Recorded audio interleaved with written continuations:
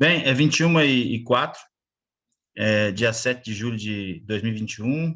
Hoje nós temos um aulão aí, que nós estamos juntando as salas de logística, qualidade e segurança do trabalho. Estamos dando, né, continuidade àquela nossa conversa. Hoje vai ser um pouco mais aberta, né? A gente vai passar um filme bem rápido, aí, de 5 minutos.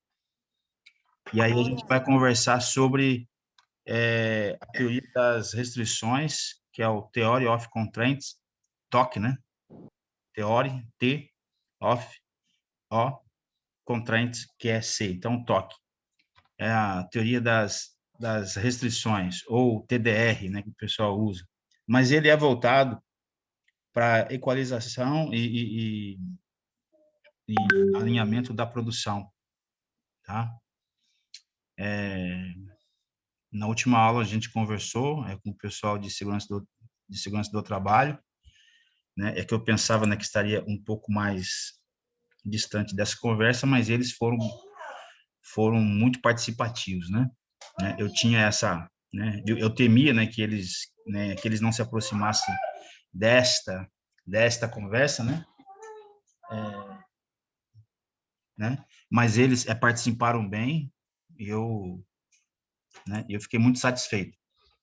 O pessoal de logística também participou e o pessoal da qualidade, né? Porque esse assunto ele é mais voltado para a área da qualidade e logística, mas ele tem muito envolvimento também, né, com a área produtiva e voltado para a área de segurança do trabalho, né? Então, eu vou passar esse filme agora para vocês.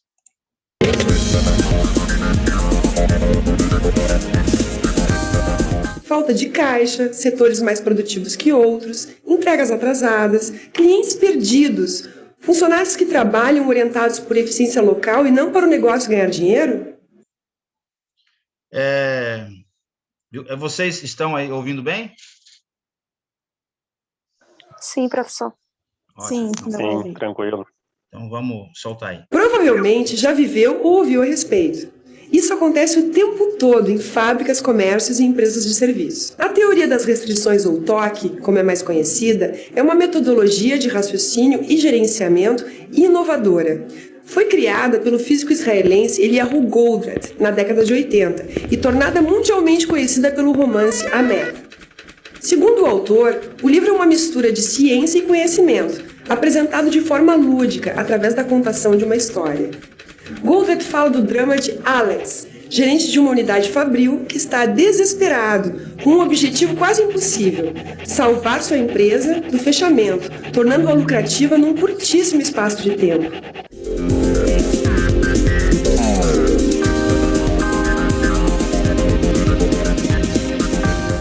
De fato, ao longo do livro, o gerente revoluciona sua forma de pensar, compartilha suas descobertas com a equipe e todos juntos começam a obter resultados que precisam por conta desta mudança. No final da história, Alex salva a fábrica. Por ter se tornado um gestor fantástico, é promovido como reconhecimento do seu talento. O fantástico dos ensinamentos de Goldratt é que eles fornecem a base para você construir, de forma personalizada, sua história de sucesso.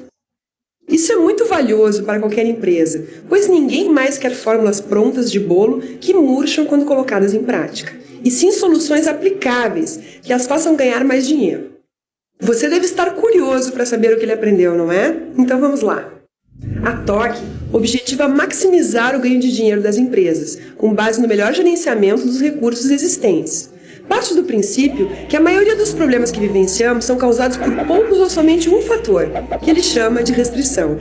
Quando descobrimos quais são esses fatores, resolvemos o problema.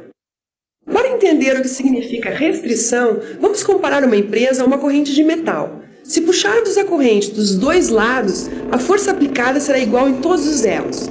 Se um elo for mais fraco que os demais, a corrente se partirá. Em uma empresa, a capacidade de produzir aquilo que vai gerar ganho será... Bem, pessoal, deixa eu dar uma interrompida aí para eu comentar sobre uma situação bem peculiar. Vamos lá. Quando a produção ela está desajustada, né? Quando ela está desajustada, acontece de ocorrer algumas coisas que não são coerentes com a maneira mais adequada de se produzir. Por exemplo, quando a produção ela está desajustada, quer dizer, uma outra área está produzindo mais e uma outra parte da linha está produzindo menos, isso é um desajuste. Pode ocorrer que a área que está com um déficit a menos, ela venha a se expor mais ao perigo. Isso relativo à segurança do trabalho e ao perigo relativo à qualidade que se diz sobre as não conformidades. Por quê? Um corre menos e outro corre mais. Então, isso é um desajuste. Tá? É a mesma coisa de uma equipe. Né? Ela tem que correr por igual e objetivando uma só meta, né? Que é o gol. Se por acaso na equipe um corre menos ou ele faz uma falha, então acontece de tomar o gol e não de fazer. Então, todo desajuste ele vai favorecer algum perigo, algum risco, tanto na área da qualidade, como na área de logística, que são quebras de estoque, né? Como também na área de segurança do trabalho. Tá? Era isso que eu queria, né, comentar, né? Tá bem no meio desse vídeo rápido aí, para que, né, para que eu não perdesse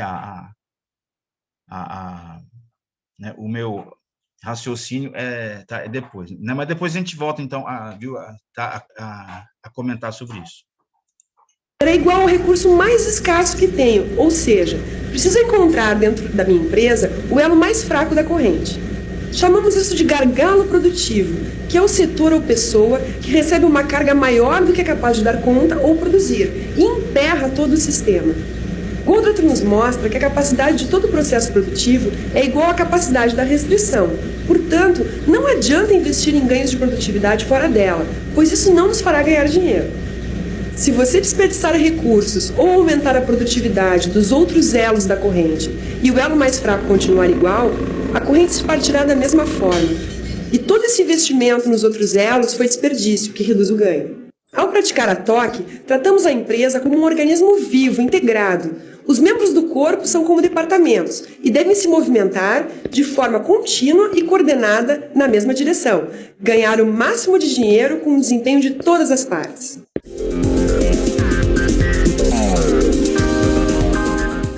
A teoria das restrições é composta dos seguintes itens. Primeiro, a métrica da TOC, com suas 3 variáveis principais, e o processo da TOC, com os 5 passos ou etapas para gerenciamento da restrição. A contabilidade de ganhos, como também é conhecida a TOC, é utilizada para responder 3 questões básicas na tomada de decisão. Qual o impacto da decisão como um todo no ganho da empresa? Qual o seu impacto no inventário? E a última, qual o impacto na despesa operacional? Respondendo-se a essas questões, pode-se prever o impacto de qualquer decisão na lucratividade da empresa e somente tomar as decisões que aumentem o lucro. Agora, vamos falar sobre o processo da TOC ou os 5 passos para o gerenciamento da restrição. Primeiro, identifique a restrição do sistema.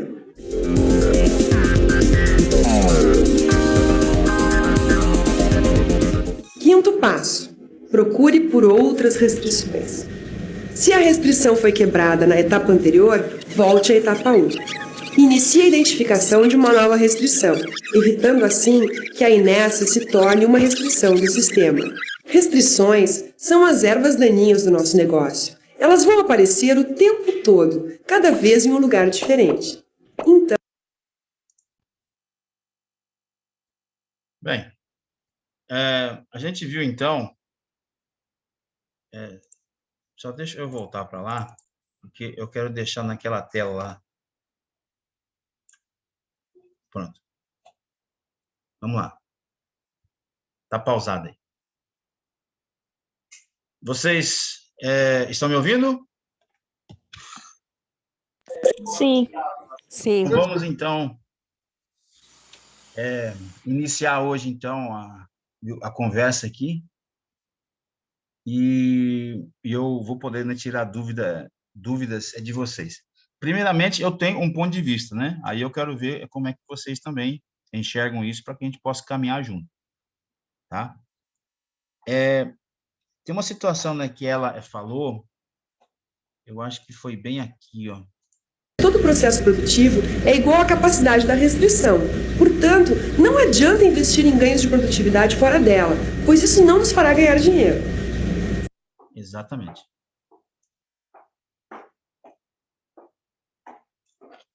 Então, vamos lá. Ela disse, baseado no que se aprendeu, né, que a restrição ela vai padronizar todo o restante da produção, porque funciona como se fosse um funil, um elo que afunila e ele vai restringindo o restante do processo. Todos os processos possuem as suas restrições, né? Isso é óbvio, né? Isso aí é claro. Se você pegar uma pizzaria, né, como eu sempre gosto de abordar, né, porque é o modo mais fácil, né, que vocês podem chegar próximo da realidade. Qual é o gargalo ali? Qual que é o gargalo em uma pizzaria? Qual que é né, o ponto mais fraco, ou é o ponto mais demorado? O que pode... qual que é o gargalo ali em uma pizzaria?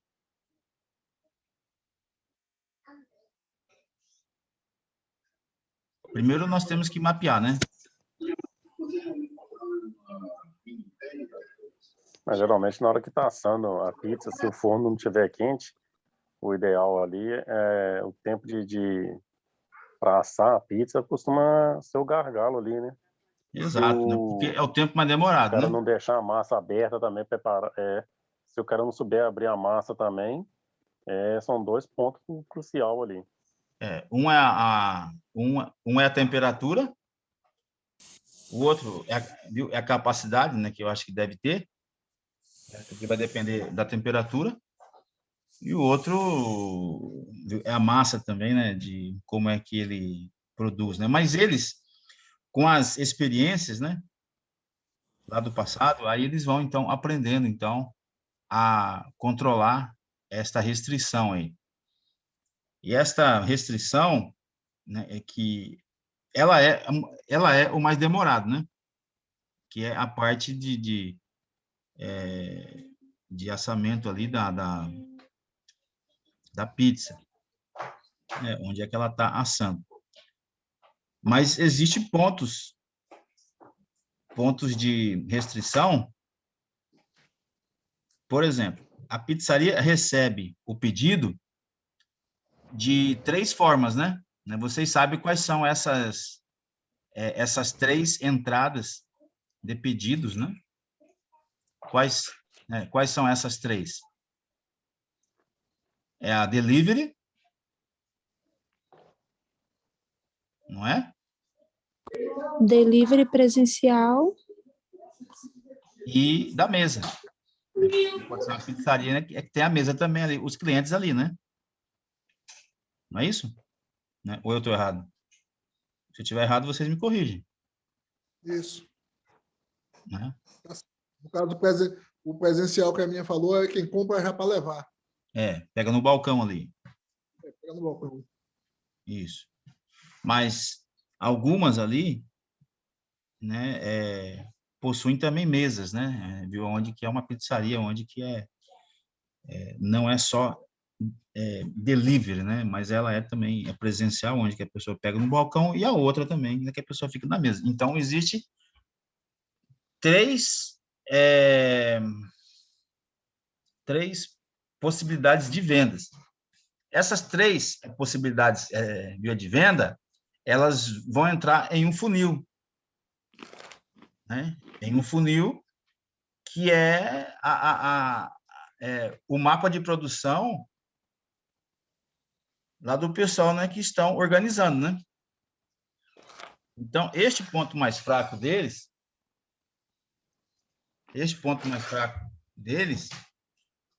precisa ser bem treinado, porque, de acordo com as informações ali, desde o pedido até o endereço, né, e certas observações, o telefone também da pessoa, né? Então, isso aí é uma área que pode ser um elo mais fraco ali, a junção de todos esses pedidos, né? Qual que vai dar a prioridade? Né? É a mesa, é o delivery, é o balcão, né? Então, eles têm que ter regras, né? Geralmente é pela ordem de chegada, né? Tá? E aí, então, se torna, então, a capacidade produtiva, ela vai ser restringida pela capacidade que você produz as suas pizzas, né? Então, aí, né, pode ser uma restrição. E cada uma das pizzarias tem as suas restrições, né? Ela tem. Uma produção, da forma que vocês viram viram ali o vídeo, The Goal, né? Ou a meta, vocês viram que havia uma restrição e estava comprometendo todo o processo. Todo o processo. Ela era uma peça fundamental, né, dentro do conjunto, né? E, então, tinha uma certa restrição. Essa restrição, ela foi resolvida, né? Porque eles analisaram o processo, né? Fizeram um mapeamento do processo, encontraram onde que era o bloqueio, né? Ou o afunilamento, ou a restrição, né? Como é que você faz com uma mangueira de água, né? Você pega bem no meio dela e você torce ela, é naquele ponto que vai ser a restrição. Então, essa restrição, por mais que você tenha a pressão da água, e se você está restringindo, né? O final, ele vai ser restringido pelo corte da água ali que você está fazendo ali na mangueira, né? Então, é isso que está falando, então, a teoria das restrições. A teoria das restrições, ela é analítica. Ela vai levar você a mapear o processo e a equalizar o processo, né? E a tornar o processo lean, né? Limpo, né? Lean manufacturing, né? Que ele vai ficar equalizado ou menos restrito, né? E ele vai ganhar a produção, porque na restrição você vai fazer, né, com que haja, então, o recurso gargalo, né? Ó, para colocar uma ideia assim para vocês, vamos lá. Uma padaria.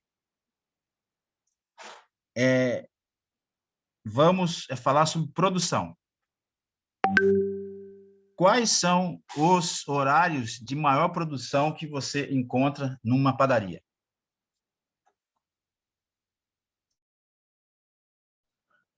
Seria de manhã e à tarde? Exatamente. Então, você vai equalizar a produção sua.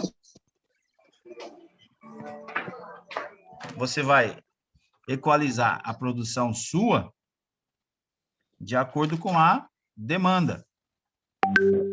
Então, agora, que hora é que você vai produzir? Você vai produzir antes da demanda. Geralmente eles produzem à noite. Isso, entendeu? De madrugada. Isso, e no horário das 2 horas, que é o horário mais de pique, é das 4 em diante. Ótimo.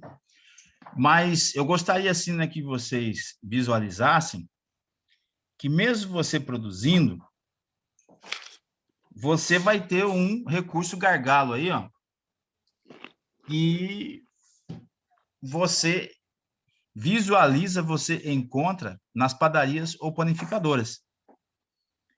Então, eu gostaria, viu, que você me dissesse, então, que recurso gargalo que uma panificadora ou padaria utiliza para que as suas vendas, o seu comércio seja equalizado e ele não tome prejuízo, né?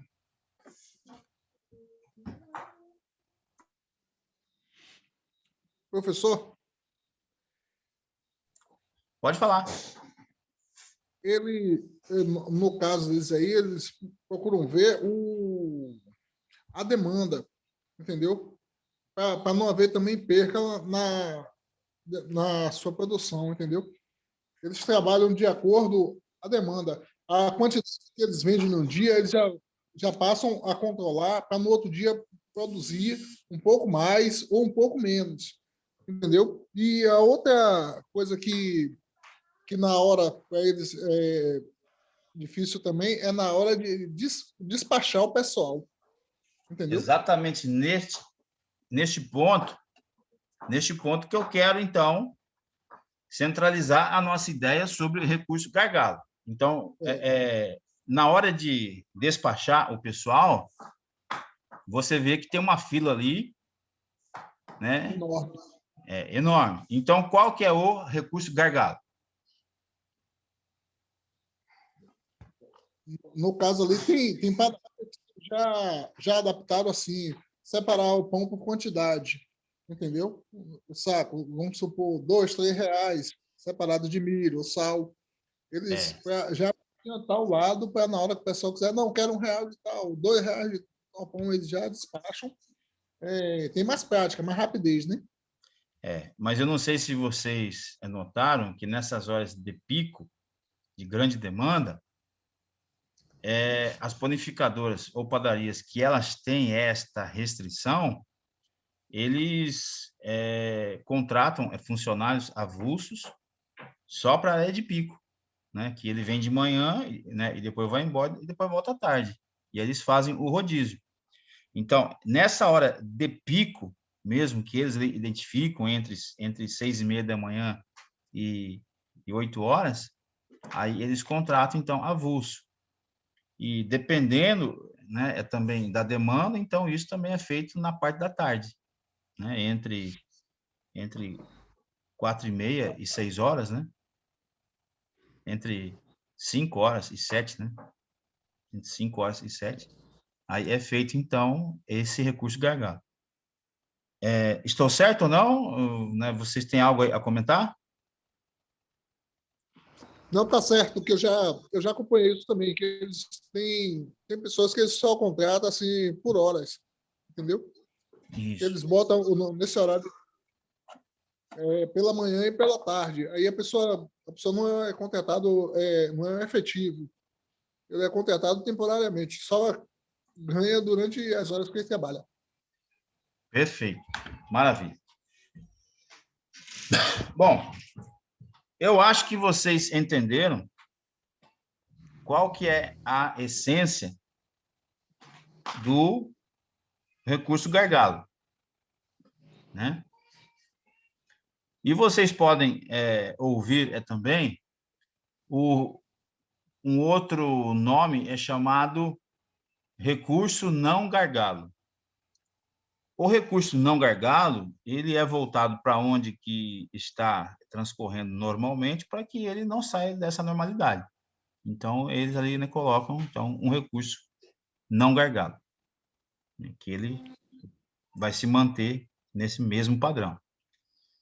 E o recurso gargalo, né, é onde que tem uma restrição e eles, né, colocam, então, eles fazem, então, um recurso para que esse gargalo seja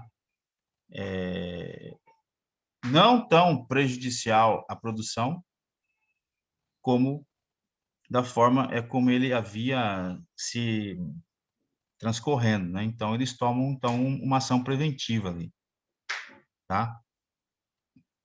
Na Ford, ou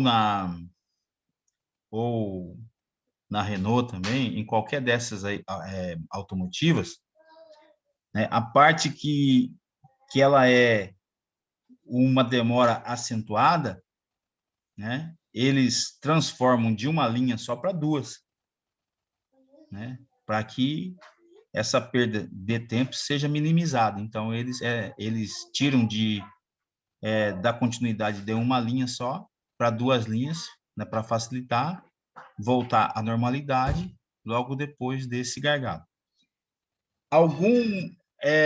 Viu? É só para colocar, para vocês, qual que é essa realidade. Vamos lá. O carro, ele vai passar por uma construção, né? Que é a parte de metal, soldas, etc. E ele vai passar pela pintura. É óbvio, né? Que vai ter um tempo de cura e etc. E vai ter um estoque também, né? Dessas carrocerias, né? Isso é óbvio, né? Isso é mais do que certo, tá? Tem que ter um estoque de carroceria. Porque logo depois, este carro, ele vai começar a ser montado, né? A primeira parte que é montado, eles unem o chassis com a carroceria, né? E o chassis, ele é as rodas, né? A parte de transmissão e também o motor. Então, esta parte viu, de baixo, ela é chamada o chassis acoplado, junto com o motor e a transmissão. Junto com a parte de arrefecimento, né, que é a parte lá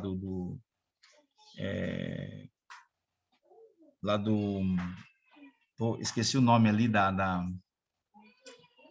do radiador, né? E aí ele vem vindo lá, viu, lá para trás, viu onde é que você tem o escapamento e tal.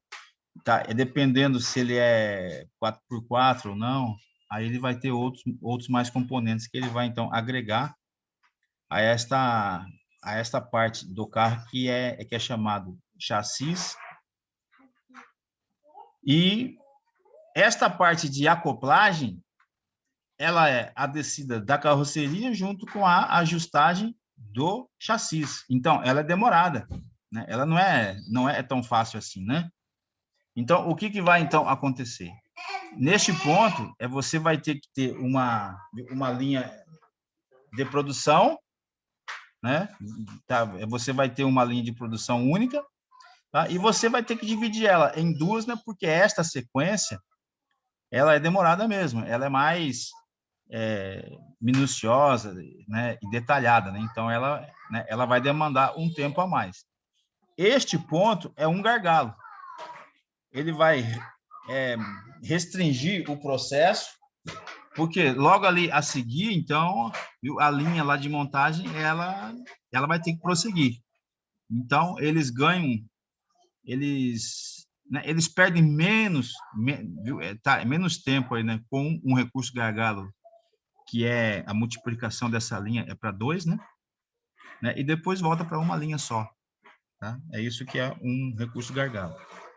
Recurso gargalo, você pode usar o maquinário, você pode usar pessoas, métodos, né? Então, são pontos relevantes aí que vocês sempre vão estar dependentes da engenharia de manufatura, aí que eles vão direcionar para vocês. Bom, eu vou abrir, então, aí a perguntas aí.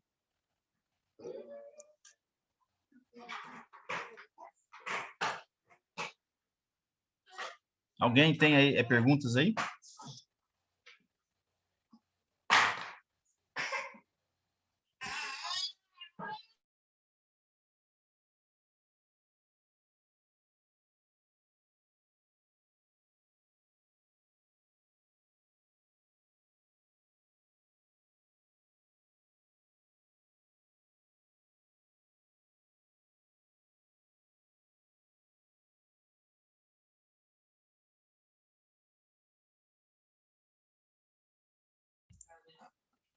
E aí? Perguntas?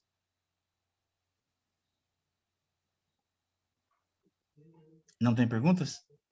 Professor, Professor, Vamos lá. Eu estou aqui para responder, para ajudar vocês. eu perguntar o seguinte: essa teoria das restrições é mais baseado somente nos problemas, né?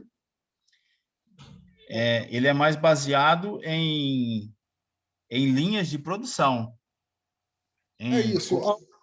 Existe continuidade. para ser Isso, resolvidos, né? exatamente. É uma restrição, né? É. Onde você tem uma restrição, você tem que ter um recurso. Então, né, você viu que dentro lá daqueles 5 passos, o primeiro é identificar, né? Você tem que identificar, Isso, né, onde é que você tem uma falha, ou uma perda, né? Ou uma interrupção, né? justo. professor, Ok, pergunta aí. Oi. Matheus aqui. Sim, Matheus. Queria tirar uma dúvida. Certo. Para o senhor, o que fazer quando na produção uma atividade, um gargalo, na verdade, se torna uma atividade normal Aí não se pode fazer para a mais equipe nada. que para a equipe que está operando? Aí você não pode fazer mais nada, né? Porque ele já foi agregado à produção e eles têm sempre uma justificativa, né? Isso aí vai ser uma perda de tempo de produção, né?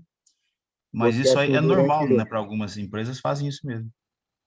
assim, durante o dia dá para ver que aquilo ali está atrasando muito a atividade, mas mesmo assim o pessoal trata como se fosse uma coisa normal, entendeu? Mas se você for ali perguntar para o gerente, tecnicamente, viu, é que tem muitas vezes que vocês da produção, vocês são pagos para produzir. Mas se você um dia pedisse, né? Se você não chegasse lá e falasse assim, ó, eu quero 5 dias aí das minhas férias aí, só para analisar o processo aqui, você chegaria a muitas conclusões. Por quê? A função técnica, eles devem analisar criticamente o processo e gerar soluções, viu? Que torne ele mais suave, né? Mas quando você vê uma situação dessa aí, né, que você vê que está atrasando o processo, e mesmo assim eles já embutiram esta ação dentro do processo, deve existir alguma razão. Por exemplo, o maquinário, tem muitas vezes que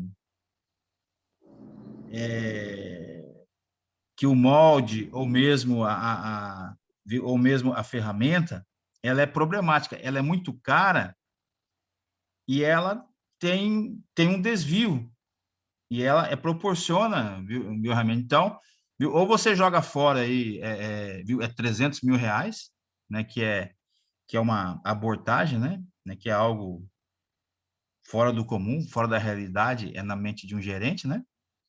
Ou você faz com que essa perda de tempo, esse gargalo, ele seja embutido dentro do processo. Então, viu, a teoria das restrições, né, ela não é um mar de rosa, não.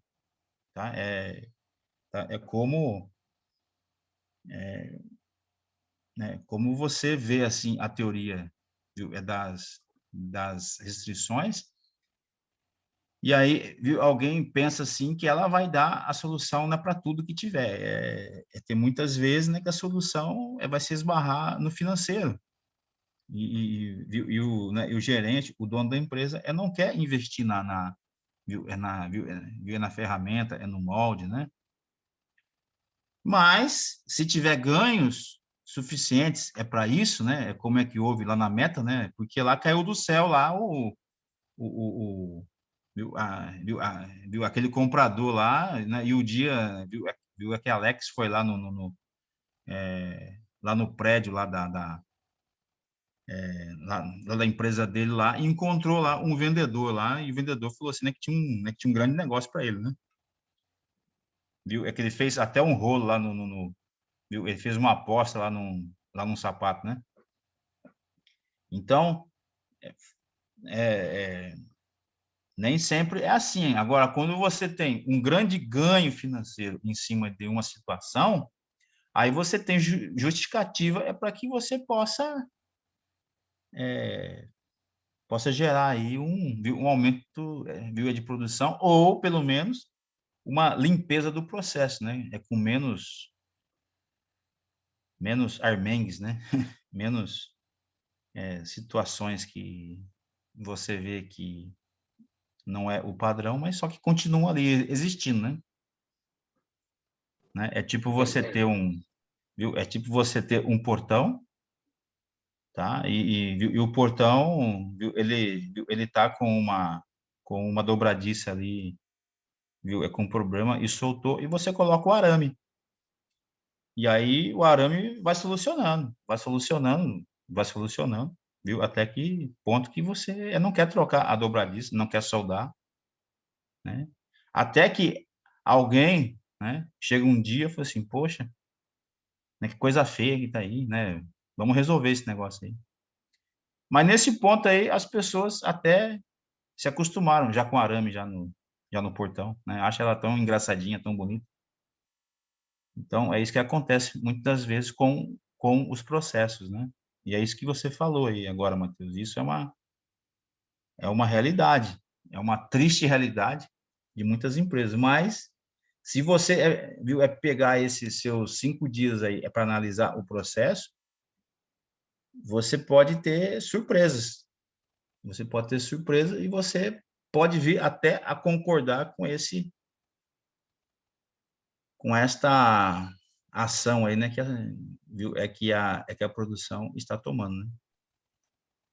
Entendi. Entendeu? Entendi. Valeu, professor. Obrigado pela explicação. Tem que analisar, tem que ver. Gostei, vamos lá. Alana, Ana Lúcia, Antônio, Bruno, Professor?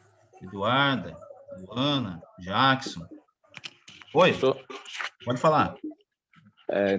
Então me diz uma coisa, no caso, toda restrição, ela vem acompanhada de algum episódio que já possa se detectar que vai ocorrer alguma falha na produção, ou é um problema que pode ocorrer casualmente naquele momento? Não, viu, a restrição, ela é voltada para a demanda de produção, tá? Ela é voltada para a demanda de produção. Agora, se você tem, viu, eu acho que você foi para um lado aí mais sobre qualidade, né? Viu? É porque se você tem uma etapa do processo que ele pode produzir uma não conformidade, isso não é surpreendente para a qualidade, né? Porque a qualidade ela tem ela tem um contato muito direto com a área de engenharia, e a área de engenharia ela já determina quais são os pontos fracos voltados para a qualidade da produção, né? Então eles colocam pontos de inspeção, né? Eles sabem, né? Porque a partir do momento que uma empresa produz, né, uma não conformidade e ela não sabe, ela vai falir, né? Ela vai falir. Então, ela sabe os pontos fracos, né? Ela sabe, né? Então, o gargalo, ele não é voltado para essa área que você falou, não, viu? Se eu interpretei bem a sua abordagem, se eu a interpretei bem. Viu? É isso mesmo ou não? Ou é um outro ponto, né, que você... Não, é isso mesmo. Porque eu estava imaginando pelo seguinte, está ocorrendo um processo de produção e, de repente, acontece uma restrição. Tipo, por exemplo, na minha atividade lá, um elevador. De repente, um elevador, ele para e aí já está sendo... fazendo algumas investigações para ver o que é que pode estar Se ele ocorrendo. é comprometer a Parada. produção, se ele é comprometer a produção, a demanda, sim, viu? Ela é uma restrição. Né? E muitas das vezes, né? Então, viu? Agora que eu compreendi. Muitas das vezes essas interrupções ou essa falta de padrão, ela pode provocar mesmo a falta de qualidade e uma não conformidade. Então, ali viu? É uma restrição, né, que deve ser abordada, viu? É que deve ser analisada, viu? E tomada uma ação ali para corrigir. Ok, entendi. Falou, Tá? obrigado. Ok. Ô, professor, Sim, Antônio. o Antônio está falando, deixa eu falar. A Fiat tinha um problema com o Fiat Uno, porque ele era o custo-benefício. Quando a gente foi fazer uma visita lá na fábrica, quando eu estava fazendo curso de engenharia, a moça explicou o seguinte, que o ferramental que usava para fazer o Fiat Uno, a linha de produção do Fiat Uno não conseguia fazer outros veículos, não conseguia passar outros veículos. Então, era um custo-benefício que a Fiat tinha. Na época, até chegar esse modelo novo do Fiat Uno que é hoje. Era um carro que era caro para fazer, mas é um carro que vendia muito. Isso. Aí o Fiat Uno já estava para sair de linha desde os anos 2000 e alguma coisa, 2000 e pouco por aí, já estava para tirar ele de linha. Mas como era um carro que mais vendia, era difícil tirar de produção. Mas você sabe por que mais vendia, né? É um carro Você sabe econômico, né? Viu? É um carro econômico, é que se vendia mais viu? E automaticamente você tinha que colocar peças sobressalentes no mercado. Então, quebra o carro, tal, a pessoa, viu? Ela sempre vai encontrar a peça. Viu? Não é como um Jack Motors aí, viu? Que você vai colocar no Brasil, tá? E você vai comprar um dinossauro branco. Né? Aliás, e assim, viu? Um elefante branco, um dinossauro, o Fiat Uno, o Fiat Uno, você com alicate ou arame é igual um Fusca, você consegue consertar ele. Então, assim, igual, por exemplo, aqui em Ouro Preto, uma cidade que é calçamento, paralelepípedo, essas coisas todas, então é um carro carro para toda obra, mesmo hora que um calçamento, vai para estrada de terra, essas coisas todas. E igual um Fusca, praticamente, topa tudo. Isso, ele é um carro popular, né? É porque quando você tem um maquinário também que você fica ultrapassado, viu? É por isso que as montadoras aqui na cidade de Camaçari, viu? A montadora lá, a Ford, viu? Foi embora porque, viu? O maquinário dela ficou ultrapassado perto daquilo com que eles visualizavam, né? Como uma alta tecnologia para a indústria 4.0. Então, eles foram embora. Eles foram embora para Córdoba, na Argentina. Né? E eles deixaram a planta lá inteirinha lá. Tá? Então, os maquinários dele, eles... Pode ser também um motivo de gargalo, muitas vezes. Né? Então, o maquinário ultrapassado lendo assim as literaturas, né? Vocês vão ver. Por isso que é bom ler, né? Você lê, viu? Porque os professores leem e eles ensinam, né? Então, você pode, né, também ir lá pelo caminho lá dos professores, né? Então, você pode ler também. E as literaturas, e muitas vezes, né, também, então, os professores participam de simpósios, né? De workshops, e muitos dos professores também, eles vêm dessa área aí, que é uma área técnica, uma área gerencial, de supervisão, né? E eles são da prática também, né? Então, eles podem tirar dúvidas. Como é que eu estou tirando dúvidas para vocês aqui, né?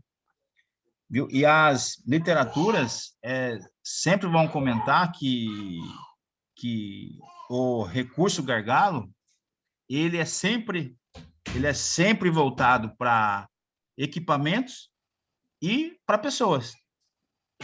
né? Você não viu a padaria? Tá? Você vai colocar pessoas como um recurso gargalo,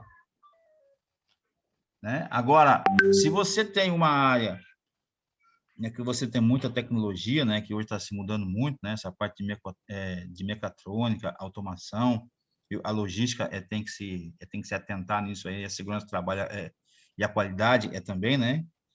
Que as indústrias elas estão se modernizando,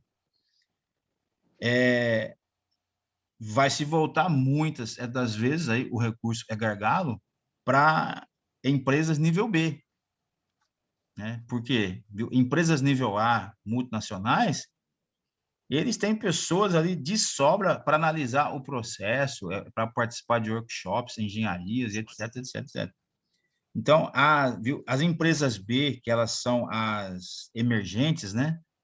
Que elas são as médias aí, viu? As médias empresas, aí que você encontra, então, né? A maioria desses recursos gargalo, né? Ou quando a planta ela é nova, né? E ela vai tendo uma depreciação, né? Ela vai tendo um tempo de desgaste. Aí ela vai mostrando os seus gargalos, porque quer se ganhar a produção. Só que com o passar do tempo, né? Então o processo vai ficando engessado. Ele vai ficando com mais restrições, como mais moroso, né? Por exemplo, com mais pontos de inspeção, ele vai ficando restrito, né? Com a depreciação dos equipamentos, ou mesmo pontos externos, né? Tipo, a Fiat produz mais do que a Ford, daí a Ford vai querer correr atrás, e aí você vai ver, então, que, que a demanda, ela vai favorecer, você encontrar muitos gargalos, né? Na pressão é que você encontra realmente os gargalos, né? Por exemplo, vamos lá, acho que daqui a pouco vai começar o jogo aí de futebol aí. É quando você vê os jogadores em alta performance, em um drible rápido, viu? Aí que você vê a eficiência dele, né? Agora, tem muitos, viu, que não tem esta aí, performance. Então, ele fica no gargalo. Aí ele perde, então, a eficiência, né? Ou ele falha. Então, uma equipe tem falhas também deste ponto, né? Mas é na alta performance, né, que você vê as restrições, né? E aí que você, então, vai ter que atuar nela, né? Tipo, lá, a meta lá, né? Vocês viram, né, que eles tinham, né? Que eles tinham produção, né? Todo mundo estava trabalhando. Mas eles não estavam fazendo o quê? Analisando o processo. Eles não estavam analisando o processo. Eles estavam trabalhando, né? Eles estavam indo todo dia, honestamente trabalhando, mas só que não estavam analisando o processo. Quando houve uma pressão de cima para baixo, com um bom gerente comprometido e uma equipe comprometida, né? Aí você viu que houve resultados, né? Mas quase ele perdeu a família, né?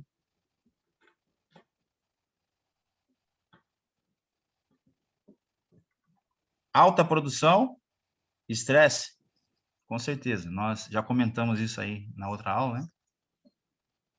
Mas faz parte, né, do dia a dia.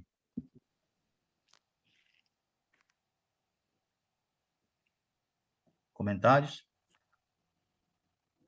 Gostaria. Estou aqui para ajudar vocês.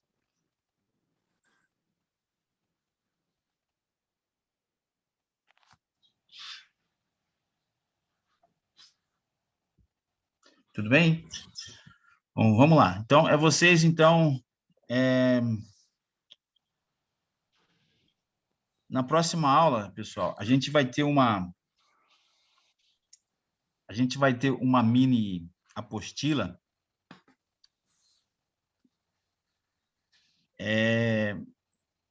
para a gente finalizar esse assunto de hoje, tá? Então, a próxima aula vai ser mais cedo, vai ser 7 horas da noite, quarta-feira que vem, e vai ser um aulão definitivo aí. Só que vocês vão ter uma apostila aí, que vai ser acho que dá umas 10 páginas, né? Onde que a gente vai, então, analisar, então, essa apostila. Eu vou mandar, para vocês aí, já na segunda-feira, né? Eu vou deixar, todo dia eu vou estar, né? Eu vou estar repetindo ela.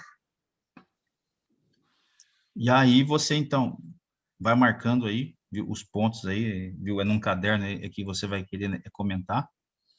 E aí, na quarta-feira, a gente vai, então, abordando essas 10 páginas, né, que são com letras grandes, né?